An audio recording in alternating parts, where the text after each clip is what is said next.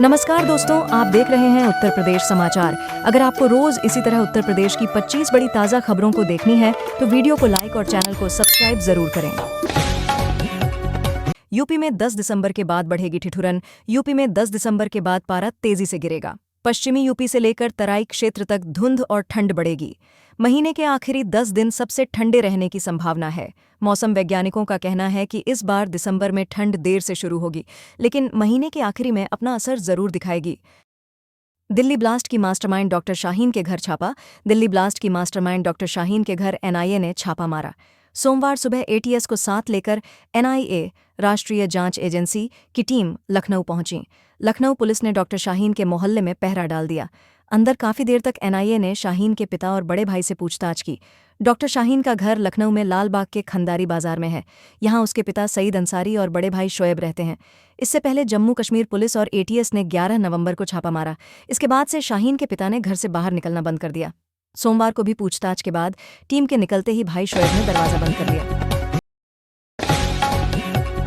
शादी में बीफ का काउंटर लगाने पर बवाल। अलीगढ़ में एक दावत ए वलीमा रिसेप्शन कार्यक्रम में जमकर हंगामा हुआ। आरोप है कि यहां पर बीफ परोसा जा रहा था, उसके लिए अलग से काउंटर लगाए थे। रिसेप्शन में भाजपा नेताओं को भी आमंत्रित किया गया था। काउंटर पर बीफ का स्टिकर देखकर भाजपा नेता और जवान नगर पंचायत अध्यक्ष के बेटे आकाश ने विरोध किया। देखते ही देखते मामला मारपीट तक पहुंच गया। दोनों तरफ से जमकर लात घूंसे चले। पुलिस मौके पर पहुंची। दोनों पक्षों के लोगों को पूछताछ के लिए थाने ले आई। इस दौरान कैटर्स के समर्थन में बसपा नेता समर्थकों के साथ थाने पहुंच गए। थाने के अंदर भी बवाल होने लगा। 1 घंटे तक कहासुनी होती रही। हाथापाई की नौबत आ गई।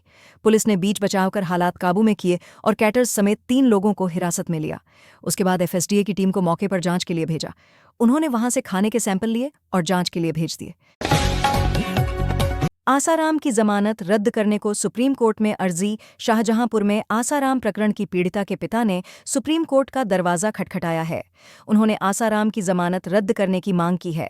पीड़िता के पिता के वकील ने सुप्रीम कोर्ट में अर्जी दाखिल करते हुए कहा है कि आसाराम पूरी तरह स्वस्थ हैं। पिता ने कहा कि उसे आम कैदियों की तरह जेल में ही इलाज मिलना चाहिए। पीड़िता के पिता ने आशंका जताई है कि यदि आसाराम जेल से बाहर रहते हैं तो उनके पूरे परिवार की जान को खतरा बना रहेगा। उन्होंने बताया कि आसाराम के समर्थकों ने उनके परिवार को खत्म करने की चुनौती दी है, जिसके कारण वे हर समय डर में रहते हैं। उनकी मांग है कि आसाराम का इलाज अन्य कैदियों की तरह जेल के अंदर ही हो। अयोध्या में गुरुकुल विद्यापीठ का शिलान्यास संपन्न। अयोध्या धाम से 40 किलोमीटर दूर मिल्कीपुर क्षेत्र के किनौली टांडिया आर्यनगर में बनने वाले श्रीराम आर्ष गुरुकुल विद्यापीठ का भव्य शिलान्यास समारोह सोमवार को संपन्न हुआ। करीब 26 करोड़ रुपए की लागत से बन रहे इस गुरुकुल में 2000 बच्चों को वेद शिक्षा के साथ आधुनिक विज्ञान की पढ़ाई कराई जाएगी। कार्यक्रम के मुख्य अतिथि महामंडलेश्वर पूज्य महादेव बाबा ने शिलान्यास करते हुए कहा कि यह गुरुकुल भारत के उज्ज्वल भविष्य की एक महत्वपूर्ण आधारशिला बनेगा।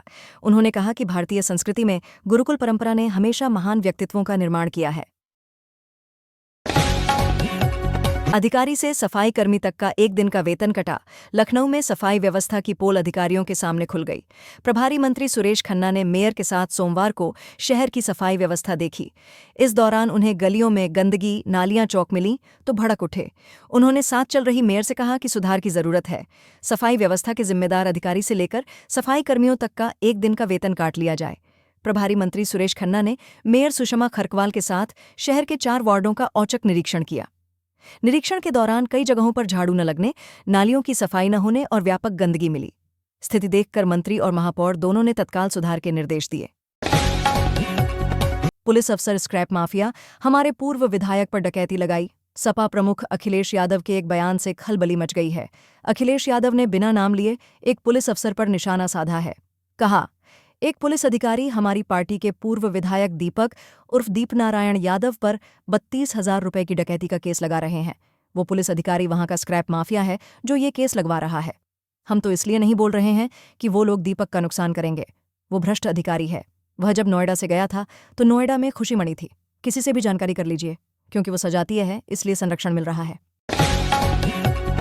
लखनऊ में सर्दी ने बढ़ाई रफ्तार। अस्पतालों में मरीजों की भीड़ बढ़।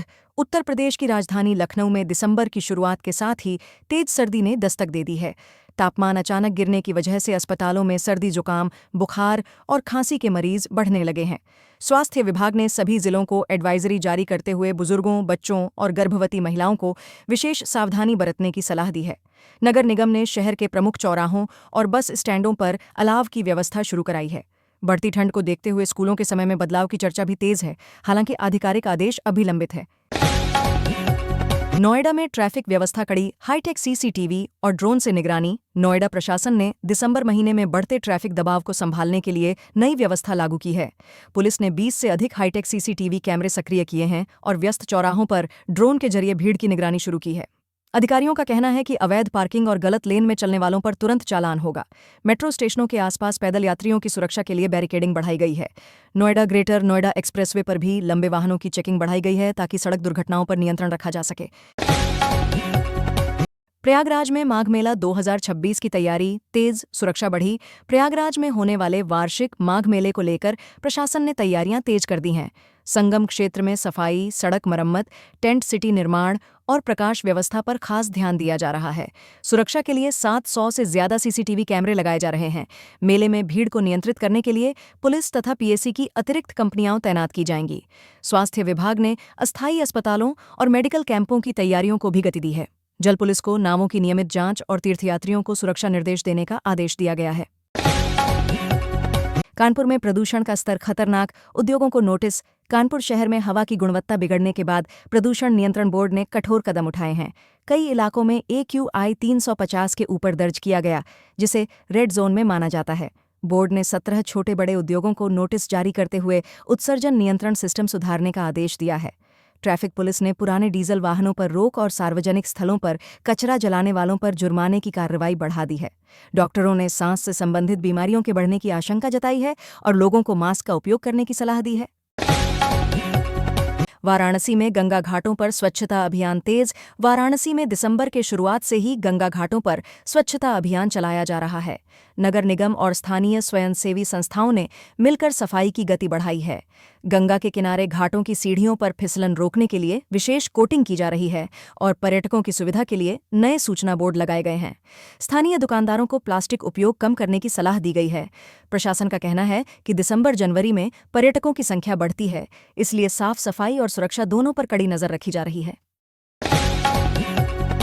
गाजियाबाद में साइबर ठगी के बढ़ते मामलों पर कार्रवाई तेज। गाजियाबाद साइबर सेल ने ऑनलाइन ठगी के मामले बढ़ने के बाद विशेष अभियान शुरू किया है। पुलिस ने बैंक, KYC अपडेट, फर्जी नौकरी ऑफर और QR स्कैन फ्रॉड से जुड़े कई मामलों में 11 लोगों को हिरासत में लिया है। जांच में पता चला कि आरोपी अलग अलग राज्यों से कॉल करके लोगों के बैंक खाते खाली कर रहे थे। पुलिस ने जनता से किसी भी अज्ञात लिंक, OTP या ऐप डाउनलोड अनुरोध पर तत्काल सावधानी बरतने की अपील की है। साइबर हेल्पलाइन 1930 पर शिकायत दर्ज कराने वालों की संख्या भी बढ़ी है। अयोध्या में पर्यटन बढ़ा, होटल और ट्रांसपोर्ट सेक्टर को फायदा। राम मंदिर के खुलने के बाद दिसंबर की शुरुआत में अयोध्या में पर्यटकों की संख्या में तेज उछाल देखा जा रहा है। रेलवे ने अतिरिक्त स्पेशल ट्रेनें चलानी शुरू कर दी हैं और रोडवेज ने भी कई नई बस सेवाएं जोड़ दी हैं। स्थानीय होटल, धर्मशालाओं और टैक्सी सेवाओं को अच्छा लाभ हुआ है। मंदिर परिसर में भीड़ प्रबंधन और सुरक्षा व्यवस्था को मजबूत करने के लिए पीएसी की अतिरिक्त टीमों की तैनाती की गई है। श्रद्धालुओं की सुविधा के लिए पानी, मोबाइल शौचालय और मेडिकल व्यवस्था भी बढ़ाई गई है। मेरठ में किसान संगठनों की बैठक, MSP मुद्दे पर चर्चा। मेरठ में कई किसान संगठनों ने मिलकर MSP और फसल खरीद से जुड़े मुद्दों पर चर्चा की। किसानों ने मंडियों में खरीद की धीमी गति और भुगतान में देरी को लेकर चिंता व्यक्त की।